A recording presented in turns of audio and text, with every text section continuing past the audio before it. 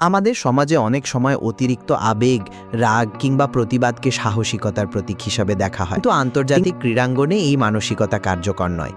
সেখানে শৃঙ্খলা এবং পেশাদার আচরণই সর্বাধিক মূল্য। মাঠে নিজের আবেগকে নিয়ন্ত্রণ করতে না পারা কখনোই বীরত্ব নয়, বরং এটি একজন খেলোয়াড়ের দুর্বলতার পরিচয় বহন করে। বাংলাদেশের ফুটবল আজ নতুন সম্ভাবনার পথে এগিয়ে যাচ্ছে। তরুণ ফুটবলারদের মধ্যে প্রতিভার কোনো অভাব নেই, কিন্তু এই সম্ভাবনাকে বাস্তব সাফল্যে রূপ দিতে হলে শুধু শারীরিক ও কারিগরি প্রশিক্ষণ নয়, মানসিক দৃঢ়তা, আত্মনিয়ন্ত্রণ এবং পেশাদার আচরণের শিক্ষাও দিতে হবে। কোচ, কর্মকর্তা এবং সংশ্লিষ্ট সকলের উচিত খেলোয়াড়দের মধ্যে এই মূল্যবোধ গড়ে তোলা। এ ধরনের আচরণের সবচেয়ে বড় ক্ষতি হয় তরুণ খেলোয়াড়দের ভবিষ্যৎ ক্যারিয়ার। অনেক প্রতিভাবান ফুটবলার শুধুমাত্র আবেগ নিয়ন্ত্রণে ব্যর্থ হওয়ার কারণে আন্তর্জাতিক পর্যায়ে নিজেদের অবস্থান হারিয়েছেন। একজন খেলোয়াড়ের দক্ষতা, গতি কিংবা প্রতিভা যতই অসাধারণ হোক না কেন, মানসিক পরিপক্কতা এবং আত্মনিয়ন্ত্রণ ছাড়া দীর্ঘমেয়াদে সফল হওয়া সম্ভব নয়। বর্তমান বিশ্ব ফুটবলে শৃঙ্খলা ভঙ্গের বিষয়গুলো অত্যন্ত গুরুত্বের সঙ্গে দেখা হয়। বিশেষ করে ম্যাচ অফিসিয়ালদের প্রতি শারীরিক আক্রমণাত্মক আচরণকে আন্তর্জাতিক ফুটবল সংস্থাগুলো